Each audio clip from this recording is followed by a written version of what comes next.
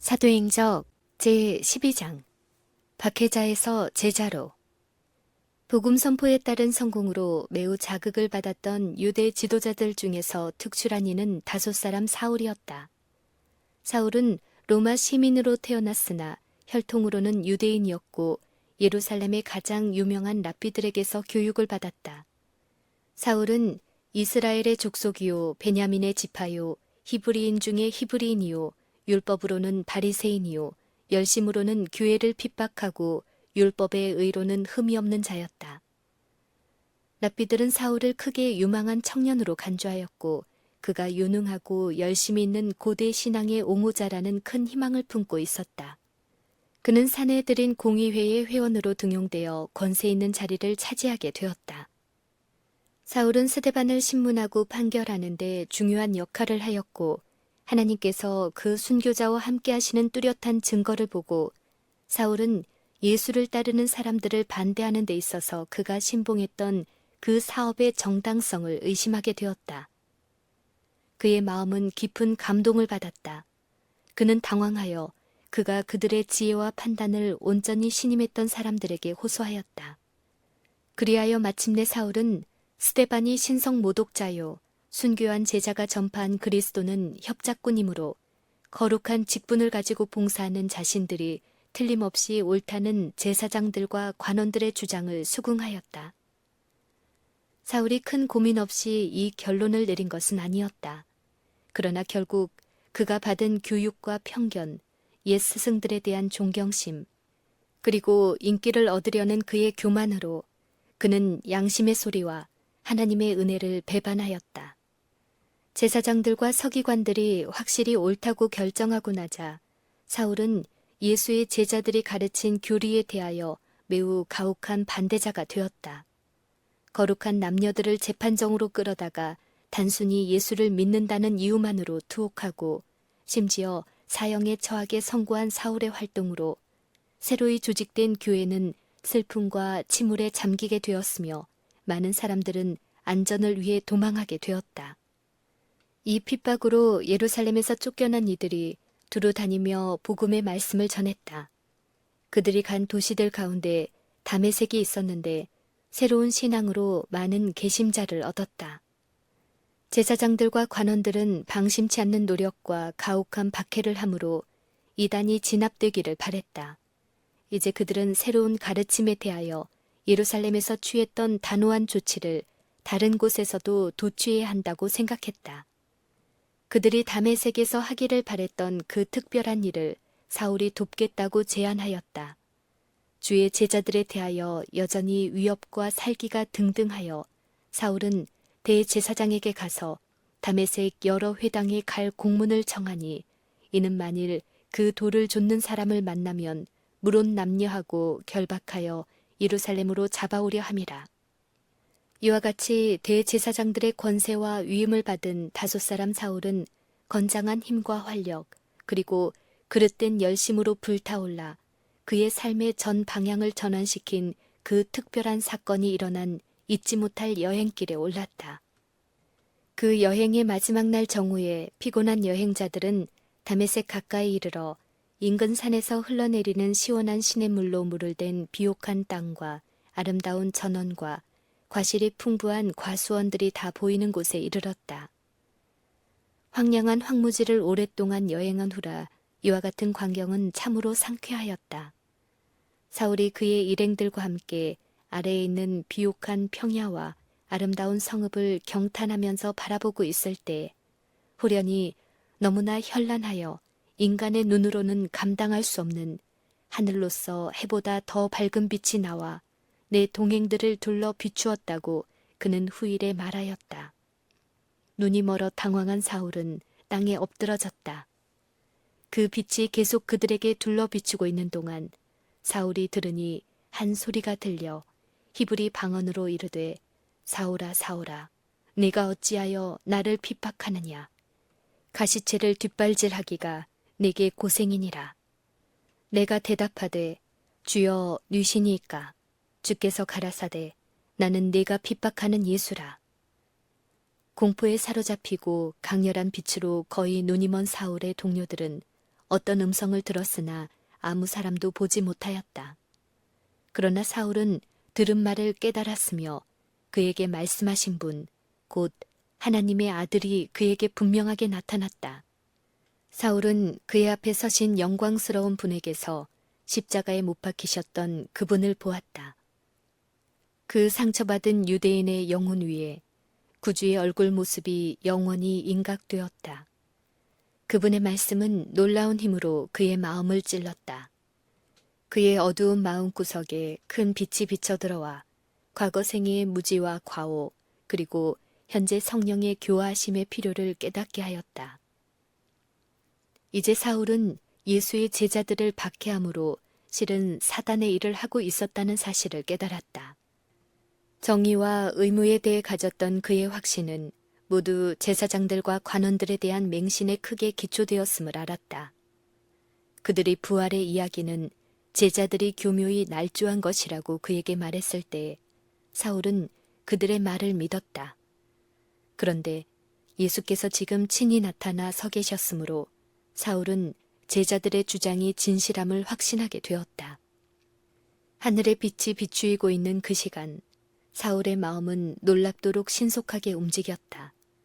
그는 성경의 예언을 깨달았다. 그는 유대인들에 대한 예수의 거절, 그의 십자가의 죽음, 부활, 그리고 승천을 선지자들이 이미 예언하였고 그분이 약속된 메시아임을 증명하였다는 사실을 알았다. 사울의 마음에는 순교할 때의 스데반의 설교가 힘있게 떠올랐으며 순교자가 보라 하늘이 열리고 인자가 하나님 우편에 서신 것을 보노라고 말했을 때 순교자는 실제로 하나님의 영광을 보았음을 깨달았다. 제사장들은 이 말을 신성 모독이라고 선언하였으나 이제 사울은 그 말이 사실임을 알았다. 이 모든 것은 박해자에게 얼마나 놀라운 계시였던가. 이제 사울은 약속된 메시아가 나사렛 예수로서 이 땅에 오셨으며 그분은 자신이 구원하려 했던 사람들에게서 거절을 당하시고 십자가에 못 박히셨다는 사실을 분명히 알았다. 그는 또한 구주께서 무덤에서 의기양양하게 부활하시고 승천하신 것도 알았다. 거룩한 계시가 임한 그 순간 사울은 십자가에 못 박히시고 부활하신 구주를 증거한 스데반이 그의 동의로 희생되었고 그 후 그로 인해 다른 많은 훌륭한 예수의 제자들이 잔인한 박해로 인하여 죽임을 당한 것을 두려움으로 기억하였다. 구주께서는 스데반을 통하여 사울에게 말씀하셨고 그의 명료한 논리를 논박할 수가 없었다. 그 유식한 유대인은 순교자의 얼굴에 그리스도의 영광이 반사되어 마치 그 얼굴이 천사의 얼굴과 같은 것을 보았다. 사울은 원수들에 대한 스데반의 관용과 용서의 정신을 목격하였다. 그는 또한 그가 고문하고 고통을 준 많은 사람들이 보여준 꿋꿋함과 그 모든 고통을 기쁘게 감내하는 것을 목격하였다. 그는 어떤 이들이 그들의 신앙 때문에 기쁨으로 그들의 생명까지도 버리는 것을 보았다. 이 모든 일들로 사울은 크게 감명을 받았으며 예수께서 약속된 메시아라는 거의 부인할 수 없는 확신이 그의 마음에 밀려왔다. 이럴 때마다 사울은 밤이 맞도록 이 확신과 싸웠고 예수는 메시아가 아니며 그의 제자들은 기만당한 광신자들이라는 자기의 신념을 공언함으로써 항상 문제를 해결하였었다. 이제 그리스도께서 친히 사울아 사울아 네가 어찌하여 나를 핍박하느냐고 말씀하셨다. 주여 뉘시오니까 라는 질문에 나는 네가 핍박하는 예수라고 대답하셨다. 그리스도께서는 여기에서 당신을 당신의 백성과 동일시하고 계신다. 사울은 예수를 따르는 자들을 박해함으로써 직접 하늘의 주를 공격한 것이었다. 사울은 그들을 대적하여 거짓되이 비난하고 증거함으로써 세상의 구주를 대적하여 거짓되이 비난하고 증거한 것이었다.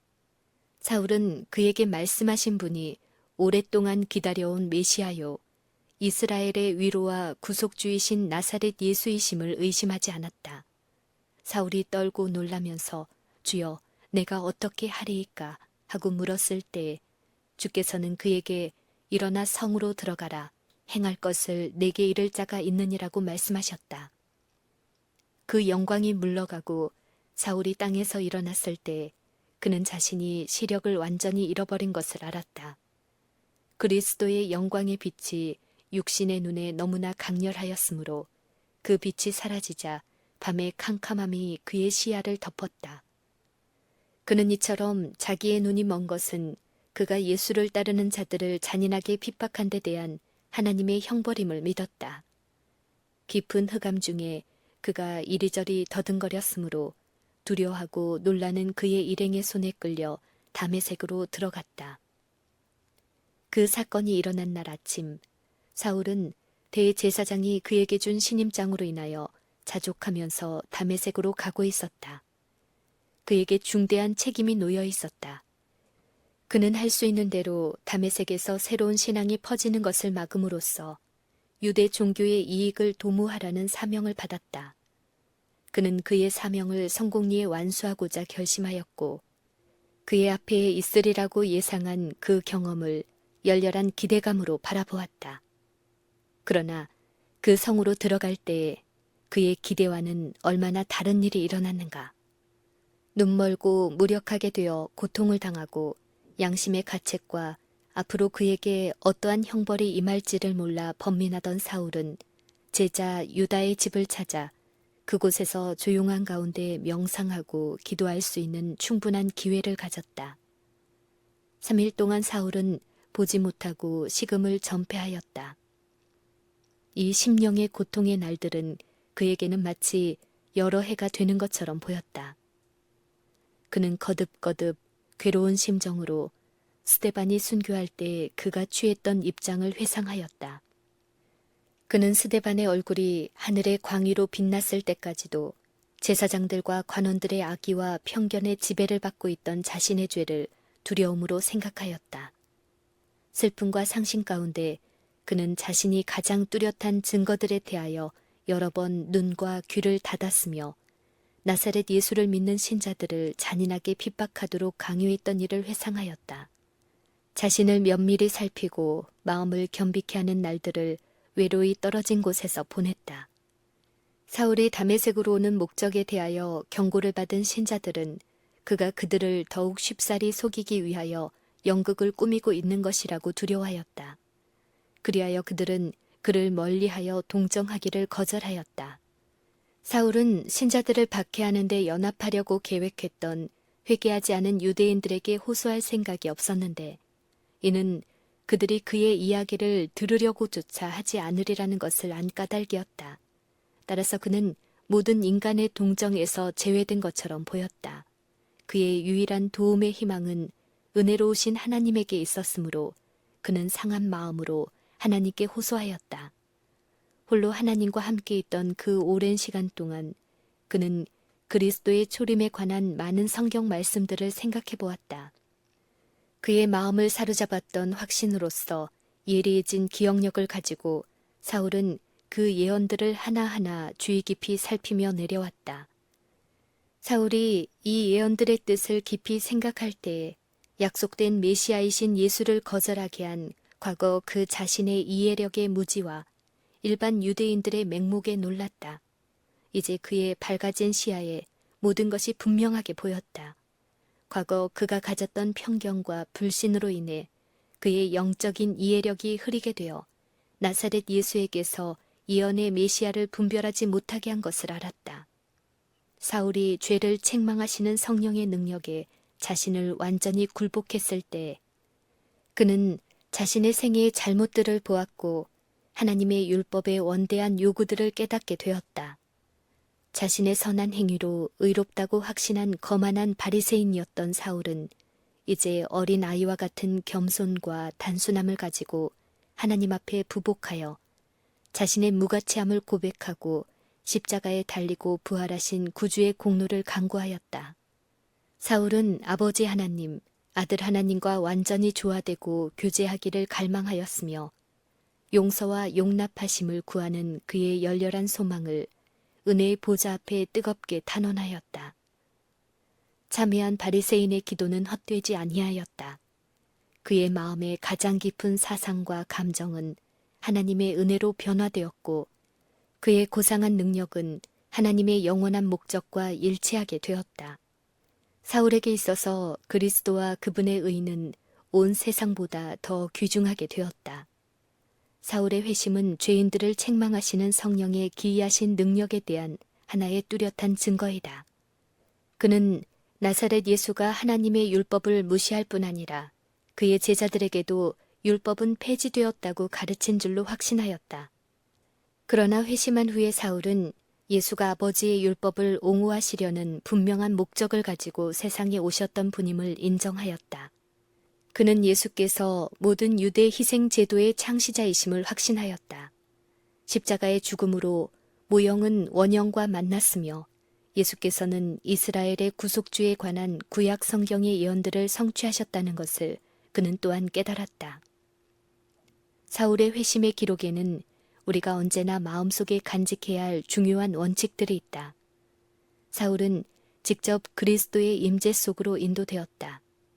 사울은 그리스도께서 가장 중요한 사업을 위하여 준비하신 사람이었고 그의 택한 그릇이 되어야 하였으나 주께서는 그에게 지정된 사업에 대하여 즉시 말씀하지 않으셨다. 그분은 길에서 그를 붙잡으셔서 죄를 깨닫게 하셨다.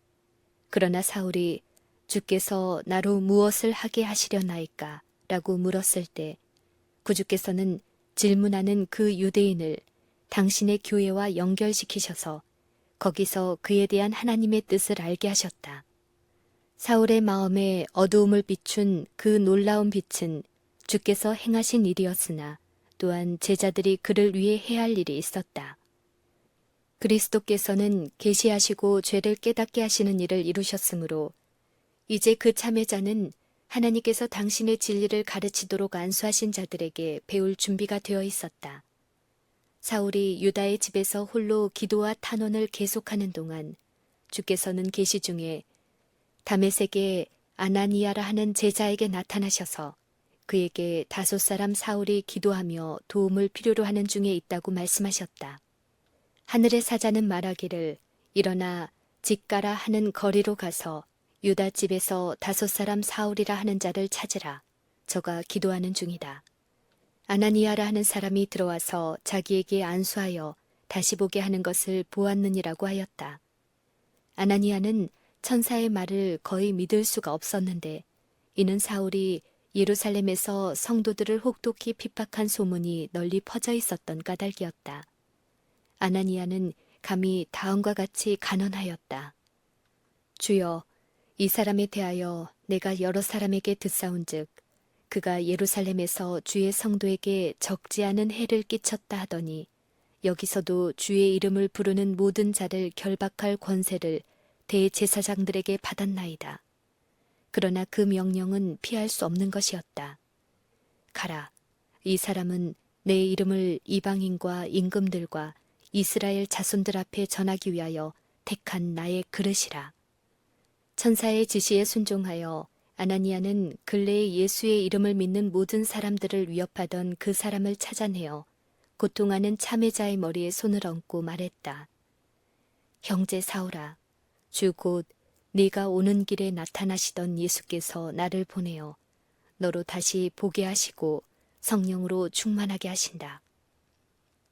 즉시 사울의 눈에서 비늘 같은 것이 벗겨져 다시 보게 된지라.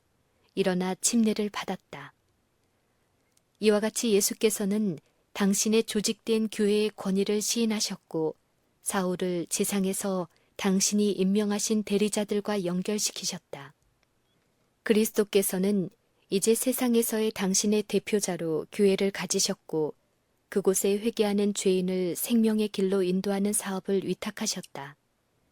많은 사람들이 그들의 빛과 경험에 대해 지상에서 그분이 인정하시는 제자들과 상관없이 그리스도에 대해서만 책임이 있다는 생각을 가지고 있다. 예수께서는 죄인들의 친구이심으로 그들이 근심할 때에 마음 아파하신다. 그분은 하늘과 땅의 모든 권세를 가지고 계시지만 인간의 계몽과 구원을 위하여 당신께서 정하신 방법을 존중히 여기시어 당신께서 세상의 빛의 통로로 만드신 교회로 죄인들을 인도하신다. 무지한 죄가와 편견 가운데서 사울이 그가 핍박하던 그리스도에게서 계시를 받았을 때 그는 세상에 비친 교회와 직접 교통하도록 조치되었다.